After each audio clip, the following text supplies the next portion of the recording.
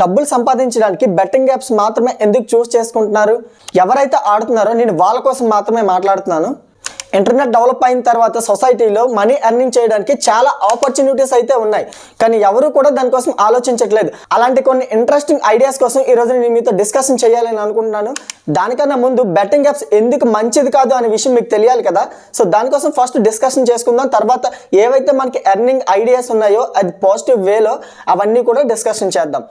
IPS Sajjanar గారు చేస్తున్న ఫైట్లో ఇదొక అవేర్నెస్ వీడియో మాత్రమే. ఎవరు కూడా తప్పుగా అనుకుంటారని నేను అనుకోవట్లేదు, పాజిటివ్గా తీసుకుంటారని ఆశిస్తున్నాను. ఈ బెట్టింగ్ యాప్స్లో ఎడిక్ట్ అయ్యి మనీ ఎలా పోగొట్టుకుంటున్నారో కూడా నేను మీకు చెప్తాను. ఇందులో మనీ వచ్చిన వాళ్ళు ఎలా ఎడిక్ట్ అవుతున్నారు, మనీ పోగొట్టుకున్న వాళ్ళు ఎలా ఎడిక్ట్ అవుతున్నారో కూడా నేను చెప్తాను. ఈ 2 పాయింట్స్ చాలా ఇంపార్టెంట్, కేర్ఫుల్గా చూడండి. ఒకవేళ ఇది కనుక మీరు అర్థం చేసుకుంటే ఇన్ ఫ్యూచర్లో మీరు ఎవ్వరు కూడా బెట్టింగ్ యాప్స్ జోలికి అనేది వెళ్ళరు. ఫర్ ఎగ్జాంపుల్, ఒక పర్సన్ 1000 రూపీస్ పెట్టి గేమ్ ఆడాడు అనుకోండి, ఆ పర్సన్కి లాస్ వచ్చింది. సో ఇక్కడే స్టార్ట్ అవుతుంది అదే రివెంజ్డ్ మైండ్ సెట్. ఈ 1000 రూపీస్ని రికవరీ చేయాలి అన్న పాయింట్ ఆఫ్ వ్యూలో 10,000 ఇన్వెస్ట్ చేస్తాడు, అది కూడా పోతుంది. తర్వాత 1 lakh ఇన్వెస్ట్ చేస్తాడు. ఆ తర్వాత ఇంకా ఎక్కువ అమౌంట్, ఎంత పాసిబిలిటీ ఉంటే అంత అమౌంట్ని తీసుకొచ్చి ఈ యాప్స్లో ఇన్వెస్ట్ చేసి పోగొట్టుకుంటాడు.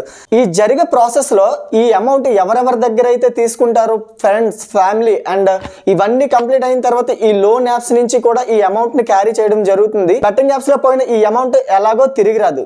అలా అని చెప్పి వీళ్ళెవరికి కూడా సమాధానం చెప్పుకోలేక చాలా మంది సూసైడ్ చేసుకుంటారు. ఇదివరకు జరిగిన బెట్టింగ్ యాప్స్లో లాస్ అయిన సూసైడ్స్ అన్నీ కూడా ఈ కోవకి చెందినవే. మనీ పోగొట్టుకున్న వాళ్ళ పరిస్థితి ఎలానో ఇంకా ఇలానే ఉంటుంది. అండ్ మనీ వచ్చిన వాళ్ళ పరిస్థితి ఏంటో చూద్దాం. మనీ వచ్చిన వాళ్ళ పరిస్థితి కూడా, మనీ ఎప్పుడైతే విత్డ్రా చేయాలని అనుకుంటారో అప్పటి నుంచి వాళ్ళ మనీ అనేది విత్డ్రా అవ్వదు. అంతేకాదు వీళ్ళు మనీ పోయినంత వరకు కూడా మరలా సేమ్ అదే గేమ్ని ఆడించడం కూడా జరుగుతుంది. ఈ యాప్స్ అన్నీ కూడా ఇలానే డిజైన్ చేయబడతాయి. ఎవరికి కూడా మనీ వెళ్ళదు. ఈ మనీ అనేది ఎవరికి వెళ్తుందంటే ఎవరైతే యాప్ డిజైన్ చేశారో వాళ్ళకి మాత్రమే వెళ్ళేటట్టుగా ఈ యాప్స్ని డిజైన్ చేస్తారు. ఈ చిన్న లాజిక్ అర్థం కాక చాలామంది ఈ యాప్స్లో బెట్టింగ్ ఆడి లాస్ అవుతున్నారు. అంతేకాదు ప్రాణాలు కూడా పోగొట్టుకుంటున్నారు. ఒకసారి ఆలోచించండి, మనీ ఈజీగా సంపాదించవచ్చు అని అనుకుంటే మిగిలిన వాళ్ళందరూ ఎందుకు రాత్రులు నిద్ర లేకుండా కష్టపడి సంపాదిస్తారు? ఆ పాయింట్ ఆఫ్ వ్యూలో మీరు థింక్ చేస్తే ఇది ఈజీ కాదు, ఇది ఫేక్ అనే విషయం మీకు ఈజీగా అర్థమవుతుంది. ఎవరైతే జెన్యున్గా కష్టపడి సంపాదించాలి అని అనుకుంటున్నారో, మీకు జాబ్ చేయడం ఇష్టం లేదు అని అనుకుంటే ఐ యాక్సెప్టెడ్ దట్. బట్ మీకు ఇంకా ఆపర్చునిటీస్ అనేవి చాలా ఉన్నాయి కదా. సో ఇంటర్నెట్ డెవలప్ అయిన తర్వాత ఎన్ని ఆపర్చునిటీస్ లేవు? ప్రతి ఆపర్చునిటీస్ని కూడా మీరు యూటిలైజ్ చేసుకోవాలి. అలాంటి కొన్ని ఐడియాస్ని నేను మీకు ఈరోజు చెప్తాను. వాటి కోసమే ఇప్పుడు డిస్కషన్ చేద్దాం.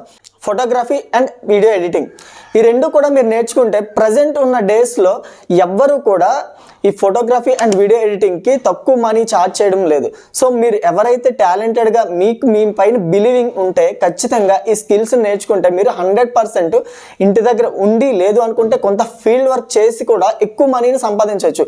అట్లీస్ట్ 30,000 to 80,000 అనేది ఈజీగా వస్తుంది. అండ్ బయట నేను చూస్తున్నాను కాబట్టి ఈ ఐడియా మీకు చాలా బాగా వర్కౌట్ అవుతుంది. Next, real estate. Real estate అంటే అందరూ ఏమనుకుంటారంటే మనీ ఉంటే ఇన్వెస్ట్ చేసి దానిపైన మనకి ఎర్నింగ్ వస్తుంది అని. అలా కాదు. మీరు చాలా మంది, మీరు చూస్తున్నారో లేదో, కంపెనీస్తో టైఅప్ అయ్యి అడ్వైజర్స్గా వర్క్ చేస్తారు. అది ప్రైవేట్ కూడా అవ్వచ్చు. ప్రైవేట్ అయితే మీరు కొంచెం సెక్యూరిటీ ప్రాపర్టీస్ ఏవైతే ఉన్నాయో వాటిని మీరు వేరే వాళ్ళకి సజెస్ట్ చేసి వాళ్ళు ఇచ్చే కమిషన్ కూడా ఎక్కువ ఉంటుంది మీకు. అట్లీస్ట్ మీకు పెద్ద ప్రాపర్టీస్ కనుక సేల్ చేస్తే 20-30 lakhs ప్రాపర్టీస్లో కనుక సేల్ చేస్తే 2% వేసుకున్నా సరే మీకు ఎక్కువ మొత్తంలో అమౌంట్ అనేది వస్తుంది. సో మీరు మంత్లీలో ఒక్క ప్రాపర్టీ సేల్ చేస్తే మీ అమౌంట్ అనేది ఎక్కువ మొత్తంలో మీరు సంపాదించగలరు. అలా మీకు ఏదైతే స్కిల్స్ని మీరు డెవలప్ చేయగలరో, అంటే మీ యొక్క టాలెంట్ ఏంటనేది మీకు మాత్రమే తెలుస్తుంది. మీరు ఏ స్కిల్లో అయితే ఇంట్రెస్టెడ్గా ఉన్నారో, ఏదైతే మీరు చేయగలరు అని ట్రస్ట్ చేస్తున్నారో దానిపైన మీరు ఫోకస్ చేయండి. సో ఈ ఐడియా కూడా మీలో చాలా మందికి యూజ్ అవుతుంది. దీనికోసం మీరు ఇన్వెస్ట్మెంట్ కూడా ఏం చేయాల్సిన అవసరం లేదు. Next, affiliated marketing. ఇది చాలా ఇంపార్టెంట్. అండ్ అఫిలియేటెడ్ మార్కెటింగ్లో మీరు చాలా మనీని ఎర్న్ చేయొచ్చు. సో మీ దగ్గర ఉన్న ప్రొడక్ట్స్ని అమెజాన్, ఫ్లిప్కార్ట్ వీటిలో పెట్టి మీరు ఈజీగా సేల్ చేయొచ్చు. అండ్ అంతేకాదు ఇంకా ట్రెండింగ్లో ఏవైతే ప్రొడక్ట్స్ ఉన్నాయో, అంటే ట్రెండింగ్ సేల్స్ ఏవైతే ఉన్నాయో వాటిని కనుక మీరు ప్రిడిక్ట్ చేయగలిగితే బల్క్ అమౌంట్లో ఆ ప్రొడక్ట్స్ని మీరు బై చేస్తే మీకు చాలా తక్కువ ప్రైజెస్ కన్నా వస్తాయి. ఈ తక్కువ ప్రైజెస్కి వచ్చిన ప్రొడక్ట్స్ని మరలా మీరు అండ్ రీసేల్ చేయాలి. అది ఇప్పుడు చెప్పాను కదా మీకు, అమెజాన్, ఫ్లిప్కార్ట్ వాటిలోనే మీరు రీసేల్ చేస్తే మీకు వచ్చే ఈ కమిషన్ ఏదైతే ఉందో ఈ మార్జిన్ అంతా కూడా మీకు ఇన్కమ్ లానే వస్తుంది. సో ఇదొక ఐడియా కూడా మీకు బాగా యూజ్ అవుతుంది. నెక్స్ట్ వచ్చేసి ఫ్రీలాన్సింగ్ కంటెంట్ రైటింగ్. అంటే చాలా మంది ఛానల్స్ స్టార్ట్ చేస్తున్నారు, అంతేకాకుండా ఇంకా బిజినెస్ కూడా పెడుతూ ఉంటారు కదా. సో అలాంటి వాళ్ళ కోసం ఏంటంటే కొంత కంటెంట్ అనేది అవసరం అవుతూ ఉంటుంది. మీరు కనుక ఒకవేళ కంటెంట్ రాసే టాలెంటెడ్ అనుకోండి, సో ప్రతి ఒక్కరికి కూడా ఈ కంటెంట్ అనేది చాలా యూజ్ అవుతుంది. కొంతమంది ఛానల్ పెట్టి వాళ్ళకి మాట్లాడే పవర్ ఉంటుంది, బట్ వాళ్ళ దగ్గర ఒక ప్రాపర్ కంటెంట్ అనేది ఉండదు. సో అలాంటి వాళ్ళకు మీరు కంటెంట్ని కనుక ప్రొవైడ్ చేయగలిగితే మీరు చార్జ్ చేసి ఒక్కొక్క కంటెంట్కి ఇంత చార్జ్ చేసి మీరు దాని నుంచి కూడా ఎర్న్ చేయొచ్చు. కొన్ని ఫ్రీలాన్సింగ్ యాప్స్ అనేవి ఉంటాయి, వాటిలో మీరు ఏంటంటే ఈ థంబ్నెయిల్ డిజైనింగ్ కానీ లేదు అనుకుంటే కంటెంట్ రైటింగ్ కానీ ఇవన్నీ కూడా మీరు మీ టాలెంట్ యూజ్ చేసి మీరు డెప్త్గా థింక్ చేస్తే దానికి సంబంధించిన ప్రతి ఐడియాని కూడా మీరు దీనిలో ఈ వెబ్సైట్స్లో అప్లోడ్ చేస్తే కొంతమంది క్లయింట్స్కి మీ ఐడియాస్ నచ్చి వాళ్ళు కనుక మీ దాన్ని యూజ్ చేసుకుంటే ఆ వెబ్సైట్స్ ద్వారా మీకు మనీ అనేది వస్తుంది. నెక్స్ట్ వచ్చేసి డిజిటల్ మార్కెటింగ్. డిజిటల్ మార్కెటింగ్ అంటే మీకు కనుక ఏమైనా ఛానల్స్ ఉండి లేదు అనుకుంటే సోషల్ మీడియాలో మీరు ఫుల్లీ యాక్టివ్గా ఉన్నారు అనుకోండి, మీకు ఎక్కువ మంది ఫాలోవర్స్ ఉంటే తర్వాత మీరు ఆ ఛానల్స్ ఏవైతే ఉన్నాయో వీటిని ఎస్ఈఓ చేసి డెవలప్ చేసే క్యాపబిలిటీ కనుక మీకు ఉంటే మీ క్లయింట్స్ ఎవరైతే ఉన్నారో వాళ్ళ నుంచి అధిక మొత్తంలో కూడా మీరు చార్జ్ చేయొచ్చు. ప్రజెంట్ ఉన్న ట్రెండింగ్ ఏంటంటే డిజిటల్ మార్కెటింగ్. దీనిపైన కనుక మీరు ఫోకస్ చేస్తే 100% హయ్యర్ గ్రోత్ షార్ట్ టర్మ్లో ఉంటుంది. ఫస్ట్ మీరు దానికోసం కొంత స్టడీ చేయాల్సి ఉంటుంది, తర్వాత నుంచి మీకు ఆటోమేటిక్గా మనీ అనేది దాని అంతా అదే వస్తుంది. Next online tutoring. చాలా మంది బయటకు వెళ్ళి నేర్చుకునే ఇంట్రెస్ట్ లేని వాళ్ళకి ఇంట్లోనే ఉండి నేర్చుకోవాలని చాలా మంది అనుకుంటారు కదా. సో అలాంటి వాళ్ళ కోసం మీరు ఒక హయ్యర్ అంటే యూజ్ అయ్యే స్కిల్స్ని కనుక మీరు నేర్చుకొని వాళ్ళకి ఆన్లైన్లో కనుక చెప్పగలిగితే ఒక్కొక్క స్టూడెంట్కి మంత్లీకి ఇంత ఛార్జ్ అనేది చేయొచ్చు. సో అలా ఎక్కువ మంది స్టూడెంట్స్ని కనుక మీరు గ్యాదర్ చేయగలిగితే మీ యొక్క స్కిల్స్ని యూజ్ చేసి మీ ఫ్రెండ్ సర్కిల్స్ ఇంకా మీరు డిజిటల్ మార్కెటింగ్ యాడ్స్ రూపంలో కనుక మీ స్టూడెంట్స్ని గ్యాదర్ చేయగలిగితే మీకు మంత్లీ ఇన్కమ్ 30 నుంచి 1 lakh వరకు కూడా మీరు ఎర్న్ చేయొచ్చు. బట్ మీరు కొంత కష్టపడాల్సి అయితే ఉంటుంది. మీరు చెప్పే స్కిల్ కూడా అవతల వాళ్ళకి యూజ్ అయ్యే విధంగా ఒక పాజిటివ్ వేలో జెన్యూన్ వేలో ఉండాలి. నెక్స్ట్ కన్సల్టెన్సీ అనేది కూడా మీకు ఎర్నింగ్కి చాలా బాగా యూజ్ అవుతుంది.